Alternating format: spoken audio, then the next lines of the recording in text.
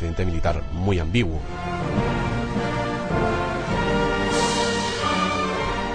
La Constitución americana no permite a los Estados Unidos empezar una guerra de agresión y reserva al Parlamento el poder de declarar la guerra a otra nación en caso de que se vuelva necesario defenderse.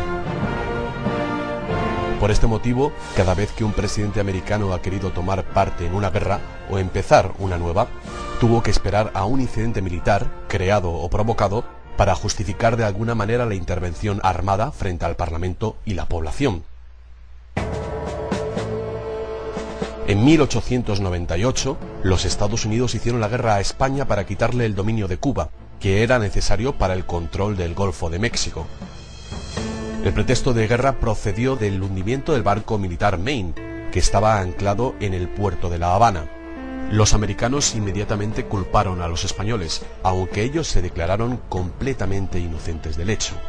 Las imágenes del barco semi-hundido y las de los funerales de los marineros muertos fueron proyectadas en los primeros cines de toda la nación, generando un estado de indignación suficiente para poder lanzar una guerra que el futuro presidente Roosevelt, entonces ministro de la Marina, había preparado hasta el mínimo detalle. Solamente en 1980, casi un siglo después, los americanos reconocieron que los españoles fueron inocentes del ataque, pero declararon, para no inculparse a sí mismos, que el Maine había sido hundido porque unos explosivos habían sido colocados demasiado cerca de la caldera. Mientras tanto, la Armada española entera fue destrozada, y así los americanos se volvían la nueva potencia marítima moderna, con puestos estratégicos que iban desde el Caribe hasta Filipinas. En 1915 fue el hundimiento del buque Lusitania por parte de un submarino alemán el que dio comienzo a la crisis entre Estados Unidos y Alemania, que permitió a los primeros tomar parte en el conflicto mundial. Parece que los americanos dejaron saber a los alemanes que en el Lusitania viajaba una importante carga de armamentos destinados a Inglaterra. De esta forma habrían logrado provocar el ataque del submarino alemán que hundió el barco donde viajaban también un centenar de ciudadanos americanos. En 1941 fue el conocido ataque a Pearl Harbor el que desencadenó en la población americana la ola de indignación que permitió a Roosevelt declarar la guerra a Japón y a sus aliados Alemania e Italia. The facts of yesterday and today speak for themselves. With confidence in our armed forces, with the unbounding determination of our people, we will gain the inevitable triumph, so help us God. Unos 3.000 marineros fueron masacrados en un ataque sorpresa, del cual, según se conocería después, los americanos ya estaban al corriente muchas horas antes de que sucediera. En esta ocasión se hizo de todo para que estas informaciones no llegaran a tiempo al comando del puerto, como confirmó el almirante Kimmel, que asistió impotente a la masacre de sus hombres y a la destrucción de sus barcos. We needed one thing, which our own resources could not make available to us. That vital need was the information available in Washington from the intercepted dispatches, which told when and where Japan would probably strike. I did not get this information. En 1964, los Estados Unidos deciden entrar oficialmente en guerra con Vietnam del Norte, después de haber ayudado militarmente durante muchos años al Vietnam del Sur sin intervenir directamente. El pretexto de guerra procedió del así llamado Incidente del Golfo de Tonkin, en el cual unos barcos de patrulla vietnamitas fueron acusados de haber lanzado torpedos contra el destructor Maddox. Fue el ministro de Exteriores americano, Robert McNamara, quien anunció a la prensa la rápida reacción al ataque vietnamita. Following the attack, U.S. representatives in Saigon met with representatives of the South Vietnamese government. They jointly agreed that joint retaliatory action was required. Sin embargo, el propio McNamara, 40 años después, confesó que el ataque de las lanchas vietnamitas fue solo un invento, precisamente con el fin de crear el pretexto para empezar la guerra. And events afterwards showed that our judgment that we'd been attacked that day was wrong. It didn't happen. En esa guerra murieron casi 60.000 soldados americanos y más de 3 millones de civiles vietnamitas.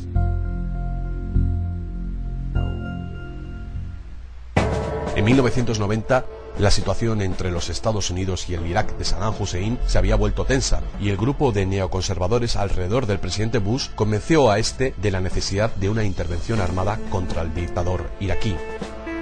Los americanos hicieron saber a Saddam que no actuarían contra su país si tomaba el control de los campos de petróleo de Kuwait, un territorio que Irak siempre había reclamado como propio. La trampa funcionó y Saddam invadió Kuwait. Tonight, the first pictures of the Iraqi invasion of Kuwait. Enseguida, Dick Cheney, que entonces era ministro de la Defensa, hizo llegar a Arabia Saudita unas fotos tomadas por satélite en las cuales se veían 250.000 soldados de Saddam preparados para atacar en la frontera con su país. Temiendo una inminente invasión, los sauditas concedieron a los americanos el permiso extraordinario de colocar bases militares en su territorio, logrando así una posición con la que atacar con facilidad a Irak. Al mismo tiempo empezó una fuerte campaña mediática contra Saddam, que fue acusado de haber usado contra sus compatriotas kurdos unas armas químicas que los mismos americanos le habían vendido para después cubrir con su silencio el genocidio en curso, aunque estaban perfectamente al corriente de él. La campaña mediática contra el dictador iraquí culminó con este conmovedor testimonio de una joven enfermera kuwaití, en el que describía al mundo las atrocidades cometidas por los soldados de Saddam en los hospitales de su país. While I was there, I saw the Iraqi soldiers come into the hospital with guns. They took the babies out of the incubators. Took the incubators and left the children to die on the cold floor. La noticia dio la vuelta al mundo, y desde ese momento nadie tuvo nada que objetar a los bombardeos americanos en Irak.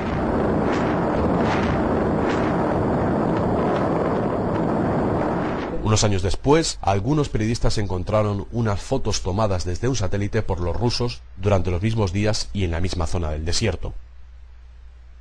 It's what it didn't show that was more important. What you would have expected to have seen were tanks on the border. There were none that could be seen. There was nothing behind the border that could have supported that kind of number of troops and tanks. Las mismas imágenes que enseñaban claramente los tanques iraquíes en el centro de Kuwait City también revelaban que a lo largo de la frontera con Arabia Saudita no había nada de nada, ni armamento, ni un hombre, ni un tanque. Asimismo, la enfermera que había conmovido al mundo se reveló como la hija del embajador de Kuwait en Washington, que había actuado en las escenas de las incubadoras totalmente inventada, después de haber sido entrenada profesionalmente por una de las más conocidas compañías de relaciones públicas de Washington, la firma Hill & Knowlton. Mientras tanto, los norteamericanos habían aprovechado para colocar bases permanentes en Arabia Saudita y para destrozar completamente al ejército iraquí. En un despiadado y cobarde tiroteo, violando todos los tratados de guerra existentes, miles de soldados iraquíes fueron masacrados y literalmente reducidos a cenizas por la aviación americana mientras se encontraba del todo al descubierto y sin posibilidad de huir en su camino de vuelta a Bagdad. Antes de tomar esta imagen, el fotógrafo escribió en la pared del tanque: si no tomo esta foto, personas como mi madre van a pensar que la guerra es lo que se ve en la televisión.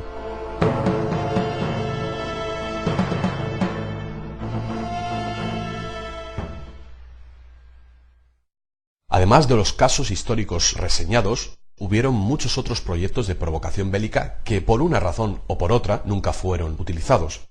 Entre ellos interesa a nuestro relato el plan llamado Operación Northwoods. Fue un plan de la CIA recién desclasificado que data de 1962. Por aquel momento, Estados Unidos intentaba desesperadamente volver a tomar el control de Cuba después de haberlo perdido por la Revolución Castrista 3 años antes. El documento, en el párrafo titulado Justificaciones para una intervención militar contra Cuba, enumeraba diferentes posibilidades. Podríamos hacer estallar un barco americano en la bahía de Guantánamo y echar la culpa a los cubanos. Podríamos hacer explotar un barco sin pasajeros para que pareciera un ataque espectacular de los cubanos por aire o por mar. Los Estados Unidos podrían después intervenir con una operación de rescate para salvar los inexistentes miembros de la tripulación, mientras la lista de las víctimas, publicada por los periódicos americanos, podría causar una útil oleada de indignación nacional. Podríamos fomentar una campaña de terrorismo cubano en la zona de Miami, en otras ciudades de Florida y hasta en Washington. Podríamos hundir un barco de cubanos, verdadero o simulado, en viaje hacia la Florida. Podríamos atentar la vida de refugiados cubanos en los Estados Unidos, llegando incluso a herirlos de verdad, en situaciones que luego serían publicitadas con profusión. Intentos de derrumbar aviones civiles y barcos podrían aparecer como una serie de agresiones aprobadas por el gobierno cubano de una manera indirecta. Y después, sobre todo, había esta idea. Es también posible crear un incidente en el cual mostrar de manera convincente que un avión cubano atacó y abatió a un avión civil americano que viajaba hacia Sudamérica sobre el cielo de Cuba. Un avión de la base de Eglin sería pintado y numerado como una copia exacta de un avión civil que pertenece a una sociedad controlada por la CIA en la zona de Miami. En el momento establecido, el duplicado sustituiría al avión civil y sería cargado con los pasajeros escogidos, todos embarcados con falsos nombres cuidadosamente preparados antes. El avión civil sería transformado en un robot teledirigido. El despegue de los dos aviones sería programado para permitir un encuentro a lo largo de la Florida. Desde el lugar del encuentro, el avión con los pasajeros bajaría a una altitud mínima, se entiende que para desaparecer de la vista de los radares, y aterrizaría directamente en una pista secundaria de la base de Eglin, en donde habría sido organizada anticipadamente la evacuación de los pasajeros y la vuelta del avión a su estado original. Lo que le pasara a esos pasajeros no estaba especificado. Mientras tanto, el avión teledirigido continuaría con su plan de vuelo, y una vez sobre Cuba, empezaría a transmitir señales de emergencia, diciendo que iba a ser atacado por los MiG cubanos. La transmisión sería interrumpida por la destrucción del avión, que sería provocada por una señal de radio a distancia.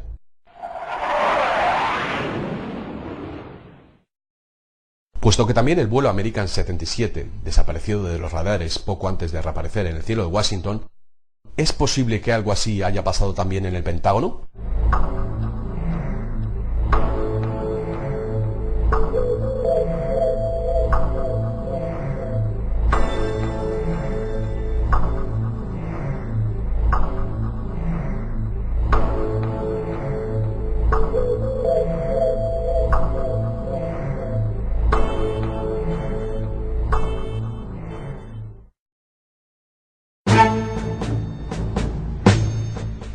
La élite militar americana parece responder a una periódica necesidad de lanzar guerras de conquista que permitan a los Estados Unidos incrementar su control de los recursos globales, manteniendo al mismo tiempo floreciente una industria, la de las armas, entre las más prósperas y lucrativas del mundo.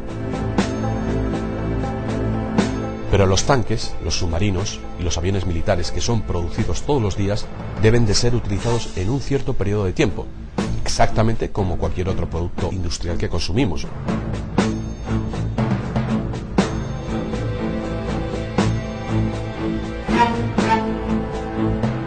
Este cementerio de aviones militares se encuentra cerca de Tucson, en Arizona.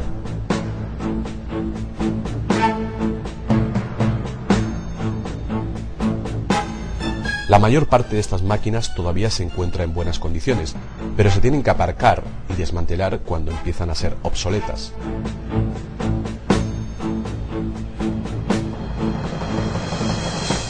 El presidente Eisenhower, el mismo un ex militar, fue uno de los primeros en prever el peligro que representaba para la nación una industria militar permanente. I get tired of saying that defense is to be made an excuse for wasting dollars. I don't believe we should pay 1 cent for defense more than we have to. Antes de dejar su oficina, en 1961, Eisenhower dio un memorable discurso que hoy parece una lúcida profecía.